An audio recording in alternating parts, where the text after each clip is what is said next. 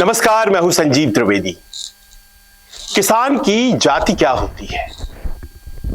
क्या किसान चुनाव के लिहाज से एक महत्वपूर्ण वोट बैंक होता है, या फिर कुछ ऐसा है कि किसान किसानी तो करता है, लेकिन जब वोट डालने का समय आता है तो जातियों में बंट जाता है और आज तक किसान का कोई वोट बैंक हमारे देश में बन ही नहीं पाया, क्योंकि वही किसान जब आंदोलनों में उतरता है तो उसकी पहचान अलग होती है, लेकिन जैसे ही वो चुनाव के सामने खड़ा होता है तो उसकी सोच अलहदा हो जाती है। और अगर ऐसा है तो फिर जाहिर है कि जो स्थिति किसान की आज की तारीख में हमारे देश में बनी हुई है वो बनी ही रहेगी। और शायद इसी बात को महसूस करते हुए अब उत्तर भारत के किसानों ने एक पहल शुरू की है साल 2021 से अपने आप को एक प्रेशर ग्रुप के तौर पर गठित करने का, गढ़ने का, और उस प्रेशर ग्रुप के जरिए जो भी सरकार है उसके सामने अपनी मांग रखने और मनवाने का। ये कितना सफल हो पाएगा ये समय बताएगा, लेकिन आज की तारीख में चुनाव में किसान वोट बैंक नाम की चीज धीरे धीरे आकार लेने लगी है, क्योंकि हमारे देश में जब तक मसला वोट बैंक का नहीं होता है तब तक आपकी पहचान को स्वीकारा नहीं जाता है। और जाहिर है कि ऐसे में जबकि अभी तक गांव खलिहान के बीच रहने वाला किसान अपने आप को वोट बैंक के तौर पर स्थापित नहीं कर पाया था और उसकी सुनी नहीं गई थी, और अब जबकि वो सड़कों पर है, आज की तारीख में राजनीतिज्ञ उसे अपनी तरफ खींचने के लिए प्रयास में लग गए हैं। उसके बारे में जो बयान दिए जा रहे हैं उसमें सहयोग और समर्थन का भाव है। सरकार जाहिर है कि बहुत कुछ अभी तक नहीं कर पाई है, लेकिन दबाव में नजर आ रही है। किसान दिल्ली में है, प्रधानमंत्री पश्चिम एशिया के दौरे पर, लेकिन वहां भी उनके दिमाग में ये बात जरूर चल रही होगी कि दिल्ली के बॉर्डर्स पर दस्तक किसान देने लगे हैं। पंजाब और हरियाणा, ये दो राज्य जहां से मूलतः किसान दिल्ली की तरफ कूच करना चाहते हैं, लेकिन सिर्फ यही दो राज्य नहीं है। खबर यह भी है कि ट्रेनों में सवार होकर दूर दराज के जगहों से किसान दिल्ली की तरफ आने की कोशिशें कर रहे हैं। कर्नाटक से किसानों का एक जत्था आ रहा था और उसे भोपाल में उतार लिया गया, पकड़ लिया गया। त्रिची, वहां भी दक्षिण भारत में एक प्रोटेस्ट हुआ है जिसमें कि चलो दिल्ली का नारा लगाया गया है। उत्तर प्रदेश के किसान एक बार फिर सक्रिय हो रहे हैं और आज तो एक नई चीज भी दिखी। अभी तक संयुक्त किसान मोर्चा का जो छोटा वाला ग्रुप है उसी ने कॉल दिया था और उसी ने कहा था कि दिल्ली चलने की तैयारी 13 फरवरी को करनी है, लेकिन उस छोटे वाले ग्रुप के कॉल के बाद ऐसा लगा कि लोग बाग जैसे किसी बुलावे का इंतजार भर कर रहे थे। सड़कें किसानों से पट गई और सभी बॉर्डर, चाहे वो पंजाब हरियाणा का शंभू बॉर्डर हो या फिर वो दिल्ली का गाजीपुर बॉर्डर हो या फिर दिल्ली का टीकरी और सिंघू बॉर्डर हो, पुलिस बंदोबस्त बिछा दी गई, क्योंकि जानकारियां जो स्थानीय खबरिया होते हैं सरकार की, उनके जरिए आ गई कि किसान चल पड़े हैं। फरीदकोट साहिब में, शंभू बॉर्डर पर हर जगह किसानों का जत्था, और ऐसे में जाहिर है कि लोगों को बस इंतजार था एक कॉल का। और इसको देखते हुए कि आंदोलन सफल हो रहा है, किसान संगठनों की जो अपनी राजनीति है उसने भी आज आकार दिया और ये देखा गया कि जो संयुक्त किसान मोर्चा के दूसरे बड़े दल हैं, धड़े हैं, वो भी कूद पड़े अपने समर्थन के साथ।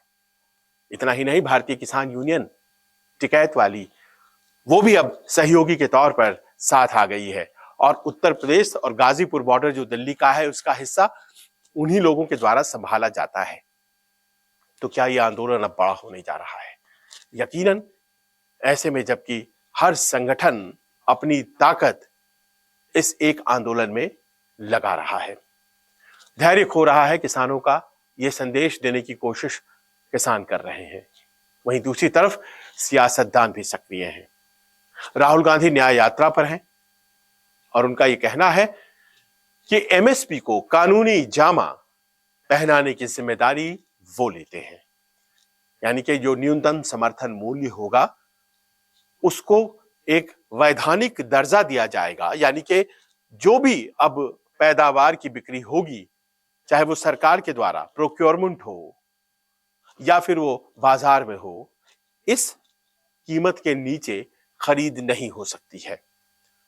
ये तय करने की एमएसपी को कानूनी गारंटी देने के बाद व्यवस्था हो जाएगी और राहुल गांधी ने यह बात कह दी है। यह चुनावी कोशिश हो सकती है, किसानों को अपनी तरफ आकृष्ट करने की कोशिश हो सकती है, लेकिन क्योंकि कांग्रेस ने भी अपने दौर में इस बात को सुनिश्चित नहीं किया। हालांकि स्वामीनाथन कमेटी की रिपोर्ट, एमएस स्वामीनाथन कमेटी की सिफारिशें उसके दौर में तो आ ही गई थी, लेकिन फिर भी देर आयद दुरुस्त आयद उन्होंने इस बात को अग्री किया है। पर जो सरकार में है अभी वो इस बात को लेकर राजी नहीं है कि किसानों की मांगों को मानना जरूरी है। वो इस बात को लेकर अभी तक तैयार नहीं हुए हैं। आज केंद्र सरकार के कुछ मंत्रियों ने अपनी तरफ से जो बातें कही हैं उसमें यह बताने की कोशिश हुई है कि किसानों के लिए मौजूदा सरकार में बहुत कुछ किया गया है, इतना कि पिछले कई सरकारों में नहीं हो पाया था। लिहाजा ये कहना कि किसानों की समस्याओं के प्रति मौजूदा सरकार संवेदनहीन है गलत होगा। लेकिन मूलतः जो दो मांग है उस बारे में सरकार सामने नहीं आना चाहती, और वो कि जो लागत है उसे कैसे तय करना है, उसका भाव लागत प्लस 50%, इसको जो स्वामीनाथन आयोग ने सिफारिश किया था उसके जरिए तय किया जाए। और जब प्रोक्योरमेंट होती है, खरीद होती है, तो ये तय कर दिया जाए कि इस कीमत यानी कि जो सरकार निर्धारित करती है न्यूनतम समर्थन मूल्य, उसके नीचे खरीद नहीं हो सकती है। ऐसा होता है, कई बार ऐसा होता है कि अपनी पैदावार को बहुत कम पैसों में किसान बेचता है। वैसी परिस्थितियां सामने पैदा कर दी जाती हैं। फर्ज करें कि गन्ना किसान है और उसे पर्ची मिलती है, जितनी पर्ची मिली मिलों के द्वारा उसने उतना दे दिया, लेकिन पैदावार ज्यादा है, उसका वो क्या करे। 350 रुपए मिले अगर चीनी मिलों में, तो उतना कोई बाहर देगा क्या, नहीं देता है। और कोल्हू के पास जाकर के किसान जब देता है तो 200-225 रुपए उसे प्रत्यन मिलते हैं। तो कहीं ना कहीं वो जो एक एक्सप्लॉयटेशन है उसका सिलसिला केवल गन्ने के साथ नहीं बल्कि तमाम फसलों के साथ होता है, और उसे दूर करने की जरूरत है। ये किसानों की बहुत पुरानी मांग है। इसको दूर करने की कोशिशें होंगी क्या, और क्या तरीका हो सकता है, क्योंकि कहा यह जा रहा है कि राज्य सरकारों के खजाने खाली हो जाएंगे अगर इस मांग को मान लिया गया तो। पर सवाल यह है कि ये कहा जा रहा है कि सारी चीजें, सारा पैदावार जो है वो सरकारें ही खरीदें। कहा जा रहा है कि एमएसपी के नीचे खरीद नहीं हो, एमएसपी के नीचे खरीद ना हो, जितना सरकार को खरीदना है वो खरीदे, और बाकी अगर प्राइवेट बाजारों में व्यापारी खरीदते हैं तो वो भी उसके नीचे न खरीद पाए। इस बात की सुरक्षा देने की जरूरत है किसानों को, ये तार्किक भी है, लेकिन अभी तक ऐसा करने के लिए बहुत ज्यादा उत्सुक सरकार दिखाई नहीं पड़ रही है। एक दबाव सरकार पर है कि चुनाव के ठीक पहले इस तरह के आंदोलन अगर सामने आते हैं तो वो चुनावी तौर पर अच्छे नहीं माने जाते हैं, और ये आंदोलन तो फैल रहा है। पिछली दफा जब ये दिल्ली के बॉर्डर पर पहुंच गया था उस वक्त भी ये बात सरकार के दिमाग में थी, और इसीलिए उत्तर प्रदेश के चुनाव के ठीक पहले उन 3 कानूनों को वापस ले लिया गया था जिसे किसान काले कानून कह रहे थे। क्या किसान अब उसी तरह से इस चुनाव का फायदा उठाकर एक दबाव बनाना चाहते हैं? जी हाँ, बिल्कुल यही वो चाहते हैं, क्योंकि अगर कानून बनाना था एमएसपी के लिए तो उसकी अवधि 10 फरवरी तक थी, यानी कि संसद का सत्र 10 फरवरी को खत्म हो गया। 17वीं लोकसभा 10 फरवरी को खत्म हो गई। जो साल 2021-22 में प्रॉमिस किया गया था किसानों से, उसे पूरा नहीं किया जा सका। और उसके बाद 10 फरवरी के अब ये जरूरी हो गया कि सरकार के ऊपर दबाव बनाया जाए और कुछ ऐसा किया जाए कि उनकी मांगों को माने सरकार, और इसीलिए किसान सड़क पर है। दबाने की कोशिश इस आंदोलन को हो रही है। कानून व्यवस्था की स्थिति बन सकती है, प्रशासन का ये मानना है। और जिस तरह से स्पाइक्स और बोल्डर्स लगाए जा रहे हैं, अशोभनीय दृश्य है, लेकिन वो है। दिल्ली की सड़कों पर जाम है और दिल्ली तक पहुंचने के रास्ते बंद हैं।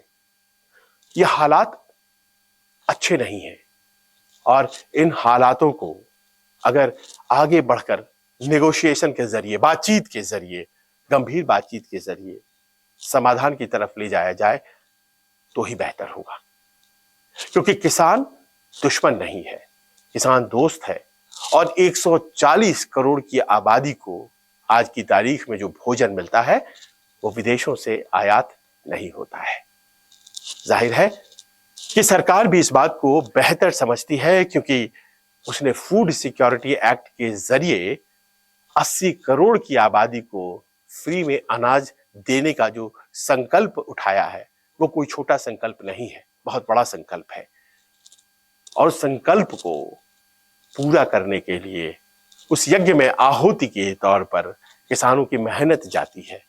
जाहिर है देर सवेर किसानों की सुनी जाएगी सरकार के द्वारा, उम्मीद यही है। कैसा लगा आपको ये वीडियो, हमें कमेंट्स कर जरूर बताइएगा।